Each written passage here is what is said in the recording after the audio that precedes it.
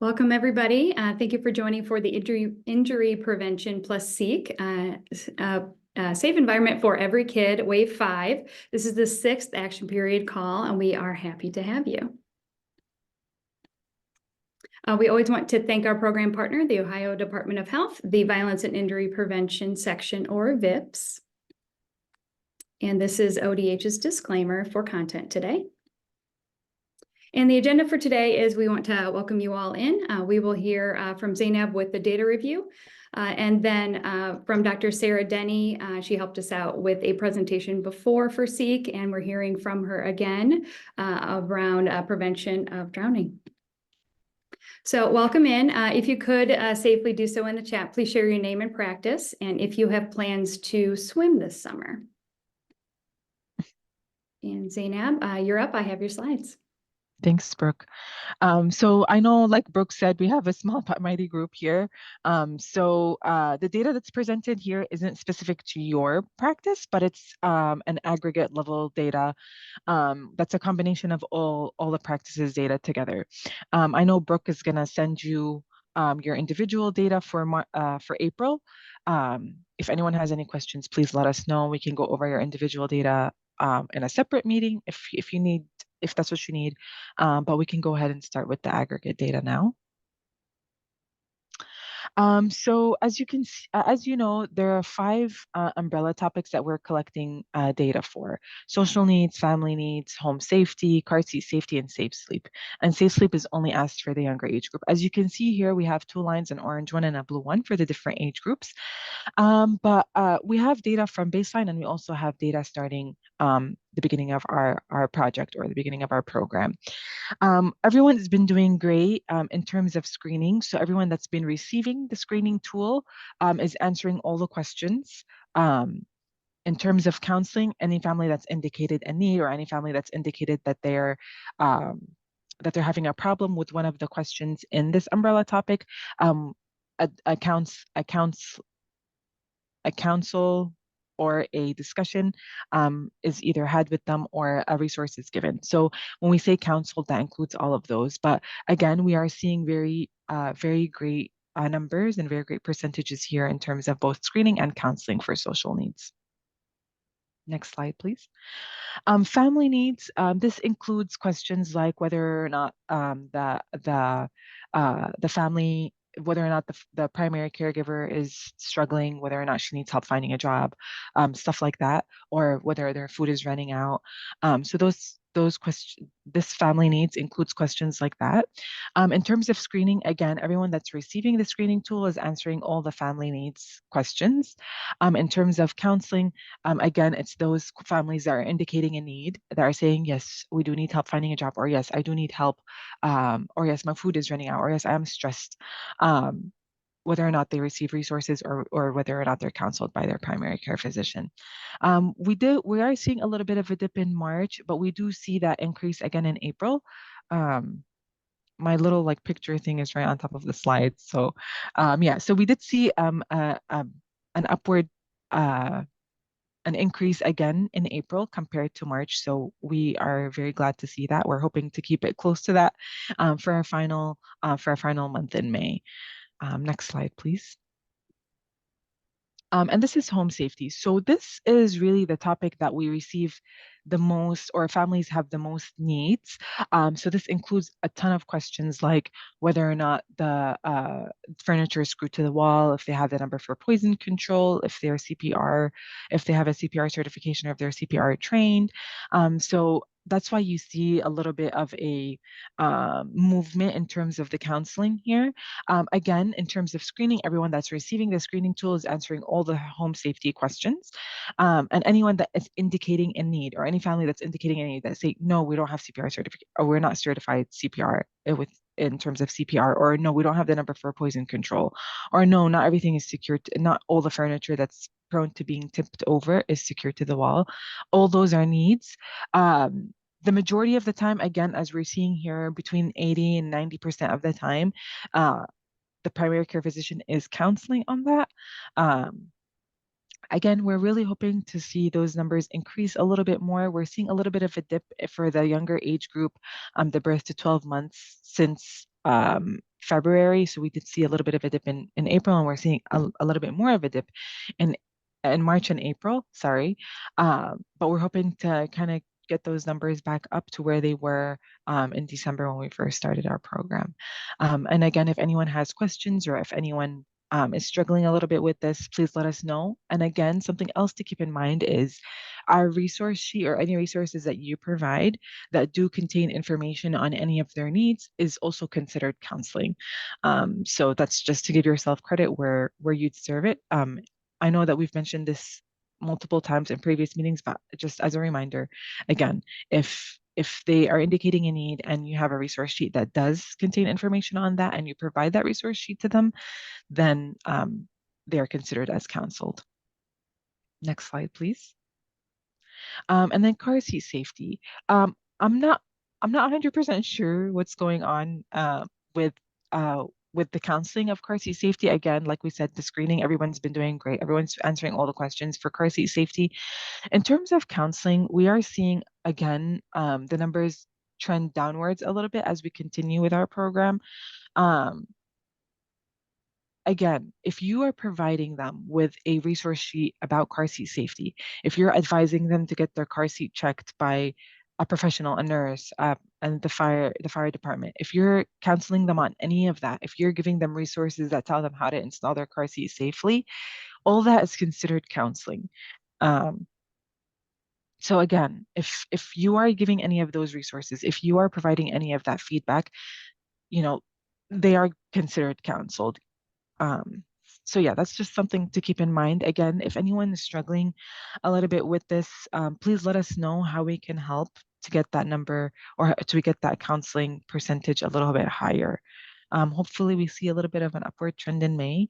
But again, everyone's been doing great and we really appreciate the work that you're putting into this. Last slide, please. And then we have safe sleep. Again, everyone's being screened. Everyone that's given the screening tool is answering all of the questions, and the majority are counseled. So we're hovering at about 80 again, 80 to 90% here as well. We were seeing great results in December, and then we're seeing a little bit of a zigzag, a little bit of a dip and an increase throughout the months. But we did see an increase in April, which is great, and we do hope to see that increase a little bit more in May. And so all these past slides are for the screening tool, and then we also have a part that tells us how the families feel, or the family feedback survey. So, or sorry, I was a little too early. Okay, so in terms of the screening tool completion rate, again, you did see in the previous slide that the majority or all of the families or all of the primary the caregivers that are receiving the screening tool are answering all the questions. So here we have a completion rate of 100%. Next slide, please. And then this is the resources provided. Again, we do have a resource sheet that we provide, the AEP provides, and then you also have resources that are specific to your practice. If they receive any of those, then they're considered as resources provided. But we are seeing amazing results here. So we're throughout all the months, we're almost always over 95% for both age groups. Next slide, please. And now here is when we are going to start looking at how the family feels, if they're willing to change, how they plan to change. So this first slide is their plan to change. Are they planning to make a change, or are they saying they do not plan to make a change, regardless of the counseling that you provided, regardless of the resources that you provided? In April, we are seeing very good results. We did not see a lot of families indicate a need in April, so that's why you see the numbers decrease a little bit here. So here our denominator is all the needs that all the families combined are having. But again, in April, we didn't have a lot of needs, a lot of families that said, oh yeah, we do need help with this. So we are seeing that 100% of the families that indicated a need are planning to make a change. Next slide, please. And this is their likelihood of change. On a Likert scale, how likely are they to make a change?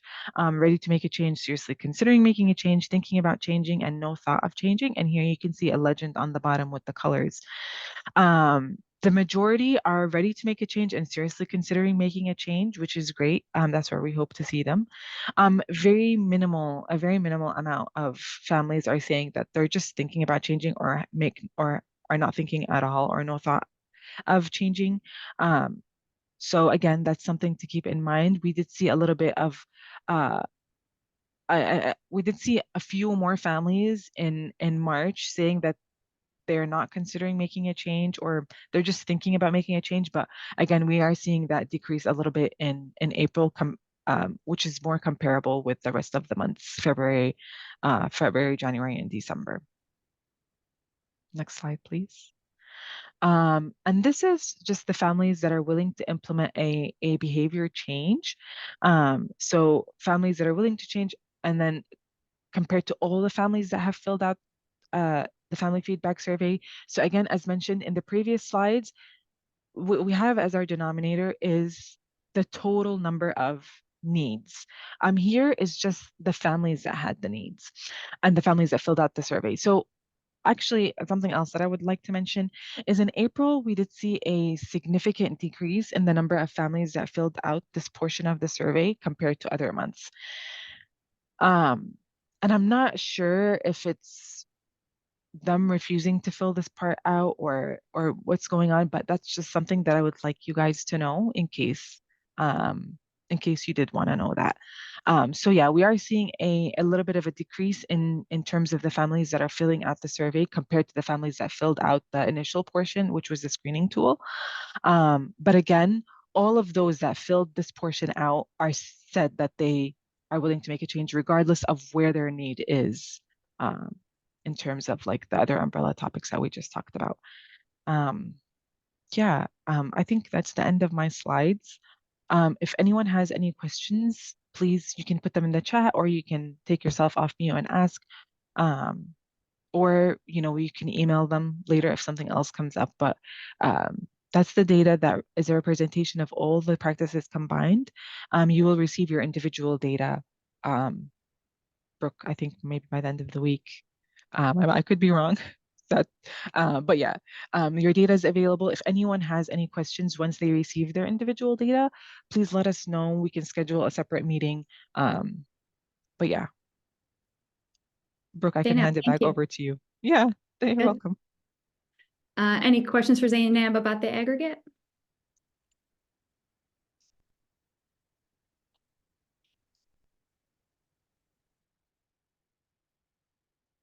Okay, hearing none, we will move on. Zainab, thanks. Thank you. And we want to welcome back Dr. Denny here from Nationwide Children's Hospital to talk about prevention of drowning. Dr. Denny, thanks for coming back.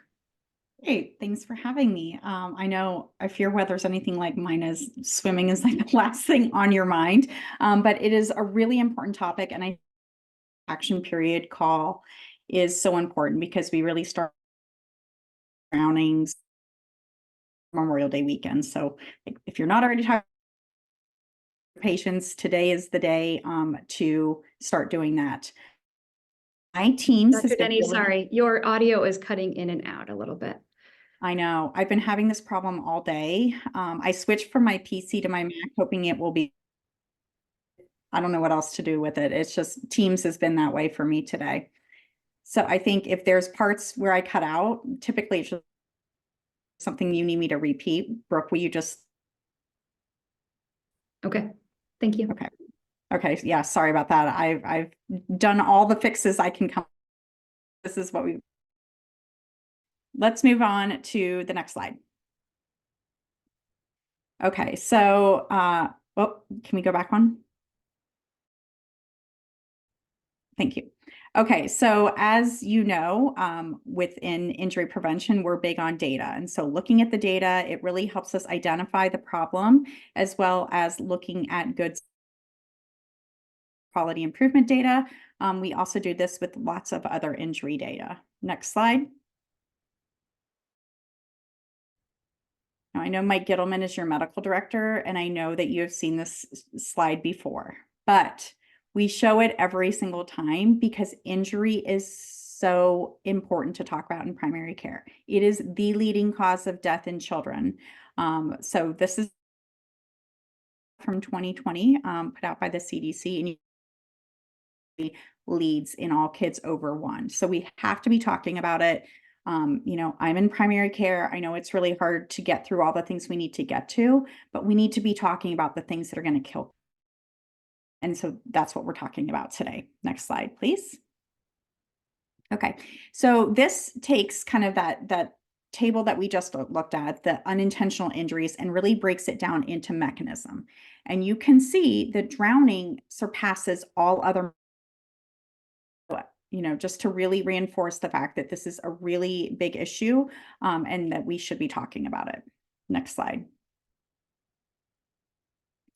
Okay, so let's talk about our highest risk and why. So toddlers, I think that age category kind of speaks a little bit for itself. These kiddos are curious, they're mobile, and they have zero sense of danger. And so really close supervision is critically important with these kids. And what is really the significant problem in this age group is the unanticipated access to water. So if we think about spas, hot tubs, bathtubs, toilets, buckets of water, those kind of standing water things that are in the home are risk factors for these kids. The Consumer Product Safety Commission found that 69% of kids younger than the age of 5 were not expected to be near water at the time that they drowned. So really preventing that unintended access is key in this age group. Adolescents, they're their own unique population. They overestimate their own abilities. I'm sure we've all seen that in one another. They also underestimate dangerous situations. And sometimes they are making poor decisions in other areas, such as using drugs and alcohol while they're making these other poor decisions, and it's a recipe for disaster. They also engage in impulsive behaviors and can sometimes fall to peer pressure. So, you know, they don't know how to swim that well, but all their buddies are doing it. So, okay, well, I'm just going to do it.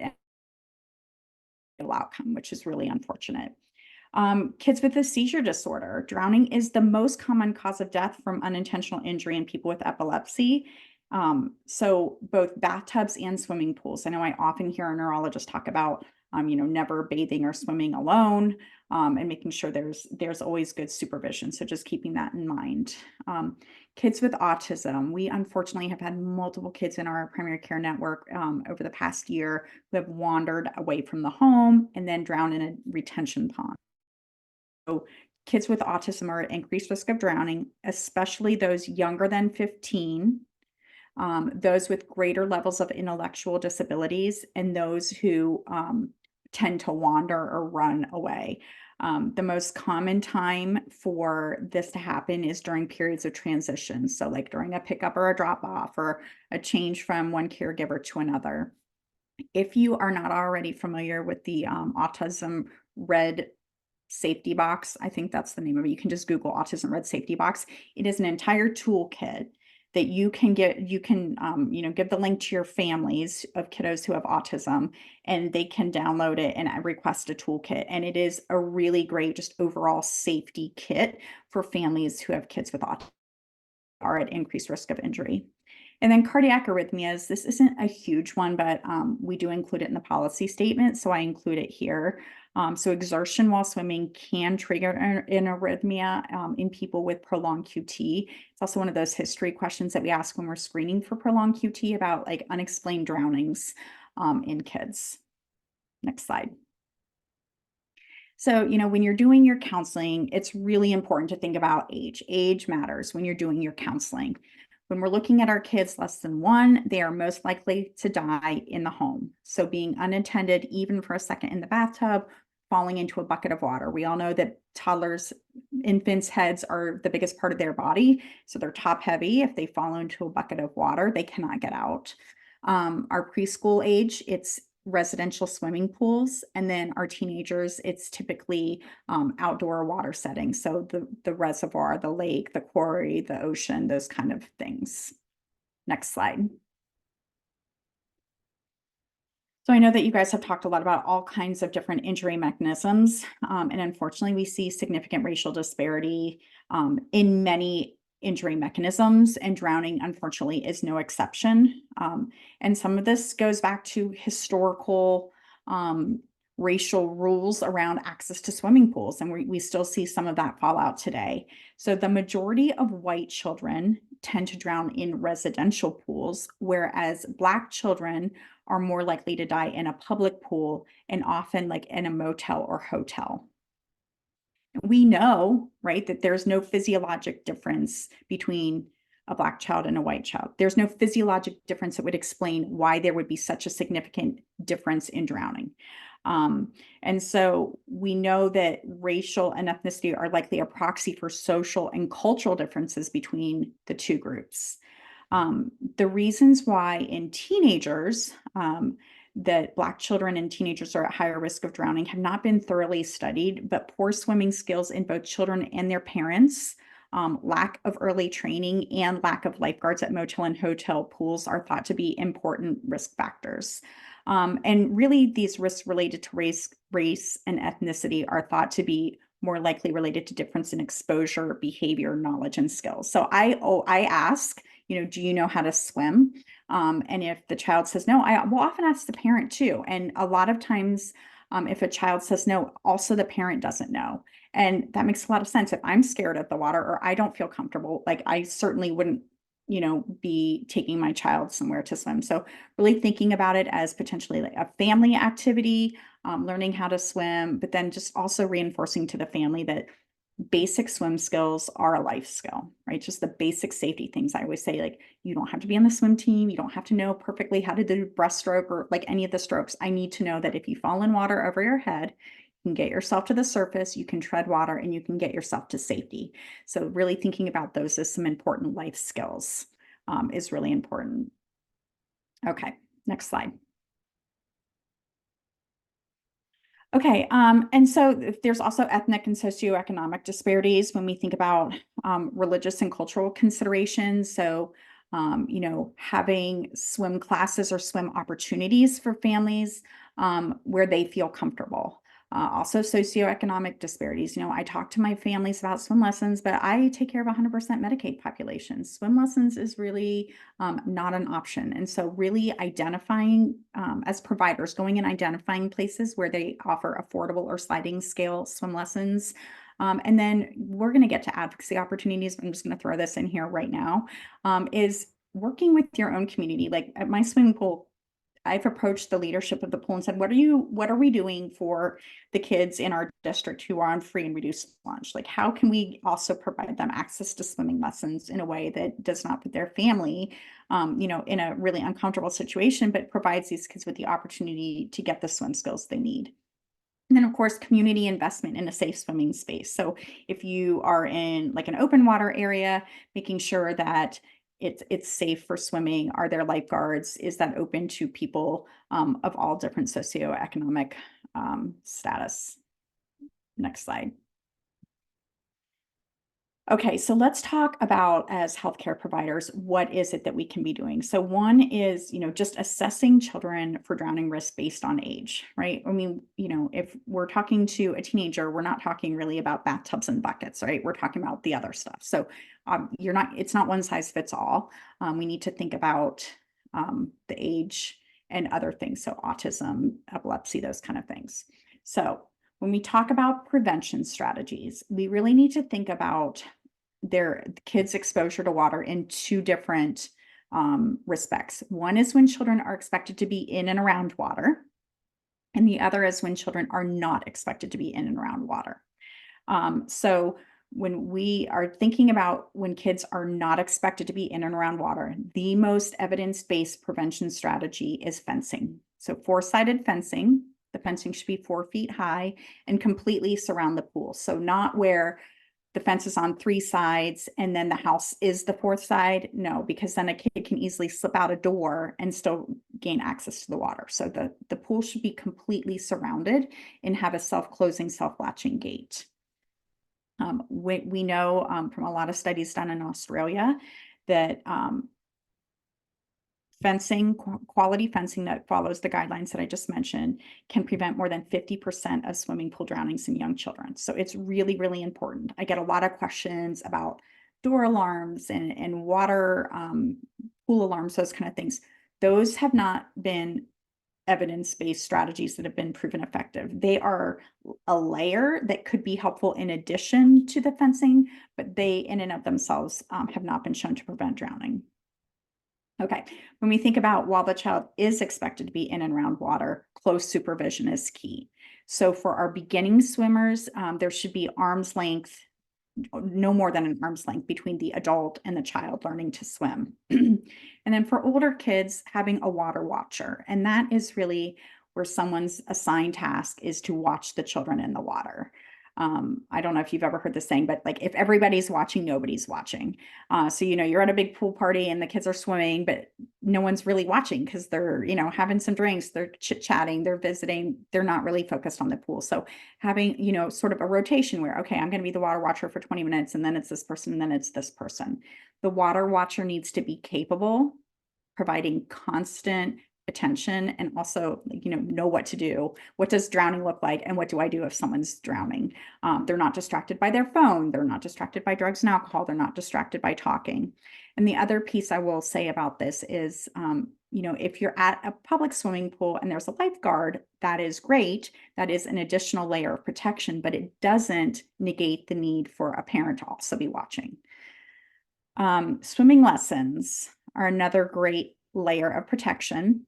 Again, a child who's taken swimming lessons is not drown proof.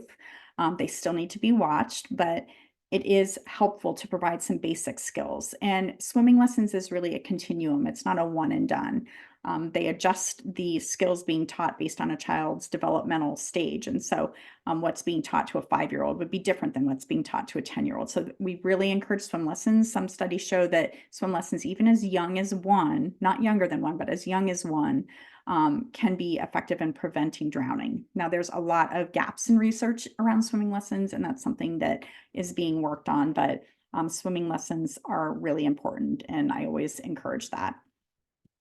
Okay, when we talk, I sometimes get questions about the infant survival. That is not swimming lessons. That is something that has not been studied, and there's no evidence to show that that is effective in preventing drowning at this point in time. Okay, life jackets. All life jackets should be U.S. Coast Guard approved and should always be used in any sort of boating or personal watercraft, but also can be used like in a swimming pool if you have a beginning or novice swimmer. The other thing I always like to share about life jackets is just like bike helmets. Studies show that if the parents wear their life jacket, the child is much more likely as well. And then obviously I can't emphasize enough how important it is to know CPR, which I'm sure everyone on this call knows, but early bystander CPR, so immediate resuscitation at the submersion site, even before the arrival of EMS, is the most effective means to improve outcomes in the event of a drowning incident. So we've talked about means to prevent it, but if it has happened, really early CPR is most effective in the long-term outcome of the person who has drowned. Next slide. Okay, so as I mentioned, swim lessons, it's one layer prevention. And again, just really working to build partnerships in the community, I think is key to think about providing swimming lessons for children of different abilities. So, children with autism might need a different type of swim lesson, different cultural concerns, and then different abilities to pay are all really important to think about when we're talking about providing a community with the water safety skills that they need. Next slide. There are endless opportunities for advocacy in the world of drowning prevention. So, just educating your families is one form of advocacy. At every visit from a well-child visit from ages 1 to 4, I say drowning is the leading cause of death in your child's age group in this country. And most people do not know that. And if they're aware of that, they may change their behavior. So providing that knowledge is one example of advocacy. Next slide. I could really talk about this for hours, so I think I'm going to just speak very briefly on each of these, but I could really go on and on and on. So if you have questions, please don't hesitate to reach out to me. My contact information is at the end, but we talked about fencing. Again, the most evidence-based proven strategy for preventing drownings. But different areas have different policies. So, you know, different in Ohio, for example, we have different ordinances around fencing. The ordinances vary as well as the enforcement. So those are both really key things. A recent study done in Australia found that government inspections raised the rate of compliance with fencing laws from approximately 50% to 97%. So the enforcement piece is also really important.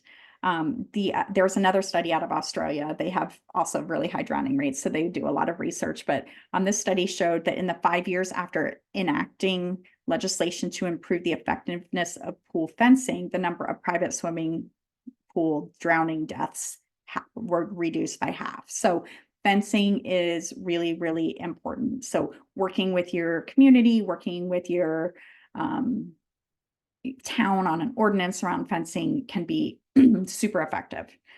Boating, there's a lot of policy around the personal watercrafts, but there's very different policies around boating, life jackets. And so, you know, looking to see what in your state is the law around life jacket use for boats. And actually, I guess we're all from Ohio, so we all have the same. Sorry, sometimes I do this to a broader audience. But just, you know, really enforcing that not only in your office, but also in your personal life, really important. And then aquatic environment safety, I'm not really going to get into that. And then just EMS systems, you know, they do a lot of tracking that is very helpful for us. And so just, you know, being supportive of our EMS services is really important. Next slide, please. Okay.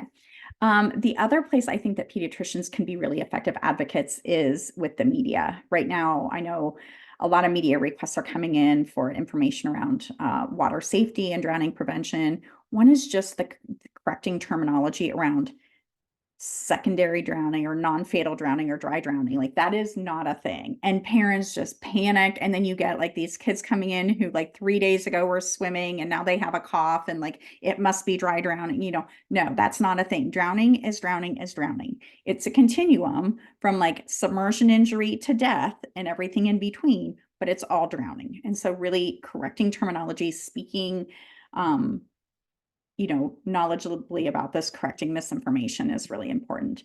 And then just increasing awareness, whether it's using your own social media, whether it's talking amongst your group of friends, whether it's talking about it in your practice. Really important to talk about this drowning problem that we have in the United States, as well as the importance of CPR. Next slide. So we've talked a lot about opportunities for partnership. So I talked about swim lessons. So increasing access to culturally competent water safety programs that are affordable and high quality and for kids with different abilities. But then there's also increasing access to life jackets at swimming and boating sites. So life jacket loaner programs have been implemented at several places. I think up in Cleveland, actually, they have some life jacket loaner programs. So if you have an open body of water where people swim, this is something to explore and look at. You know, there's well-documented other programs that have done this. So you could look at that for a resource if that's something that you're interested in doing. Next slide, please. Okay. So in summary, drowning is a leading cause of death in children and adolescents and is the leading cause of injury death in kids 1 to 4. We have to be talking about this. You need parents and providers need to understand the dangers as well as how to prevent drowning. And swimming and water safety is a life skill. And it says here all children need swim lessons, but really all parents need to know the basics of swimming. We have all read stories where a child is drowning and then a parent who doesn't know how to swim tries to save them, because of course you would. And then either one or both of them drown. And then there's many opportunities for advocacy. And you choose what works for you. Maybe it's you write a letter to the editor this week or next week, because this is the time where we start seeing drownings, just reminding people about the dangers of water and strategies that they can implement to try and keep kids safe. Next slide. So here's some really nice resources: the Prevention of Drowning Policy Statement and Technical Report. And then I didn't include screenshots in this particular talk, but if there's anything that you guys want there's really great social media posts in multiple languages. So if your practice has an active social media site, I would encourage you to go to this drowning toolkit and get some different things. Like maybe you do a post a week for the next 4 weeks or something around drowning prevention. But this toolkit has like sampled letter to the editors. It has public service announcements that have been filmed. It has just many, many, many resources that you can use, posters you can print, whatever you want. It's in this toolkit. Next slide. Okay. As I mentioned, I could really talk about this for days. It's a project near and dear to my heart. And so if you have questions, whether it's about this talk or something more broadly related to advocacy or injury prevention, I'm more than happy to serve as a resource. And that's it. Dr. Denny, thank you so much. Okay. Hopefully I didn't cut out too much on that. Yeah, your audio got better. Yeah. Okay, good. Any questions for Dr. Dennett? Yeah, on drowning or any other injury prevention topic?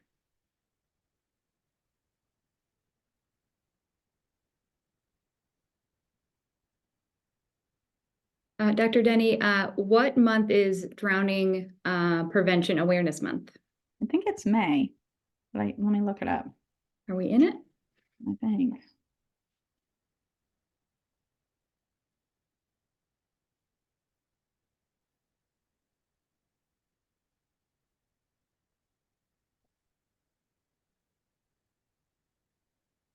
Yep, it's May. We're in it. Good timing. Yep, absolutely. So May 15th. Oh my gosh, it's today. Today's Hey. International Water Safety Day. Well done, Brooke. Maybe we knew that going into planning, but Yeah, I can tell. it worked out. Yeah, perfect. Thanks for looking that up. And any examples, real-time examples from anyone on the call? I do want to acknowledge, Dr. Denny, you talked about maybe other laws in other states. We have some participating providers that service kids along the border. So Southern Ohio, West Virginia, and Kentucky. We may have a better idea of what Ohio looks like, but there are some close proximities to other states. So.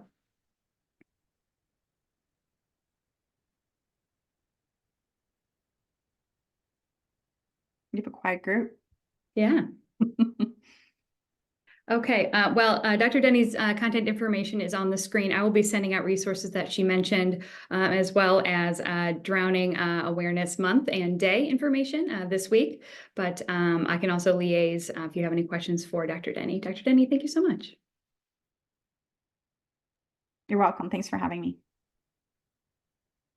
And just real quick for the group next steps, this is bittersweet, last SEEK action period call is Wednesday, June 12th at noon.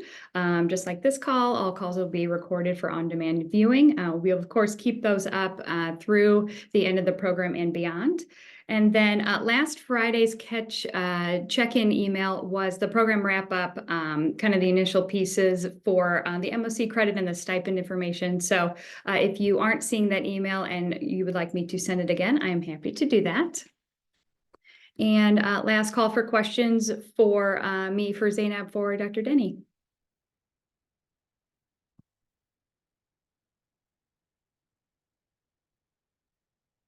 Okay, you know how to reach me. Thank you everyone for joining today. I will give you some time back. Have a good week. Thank you.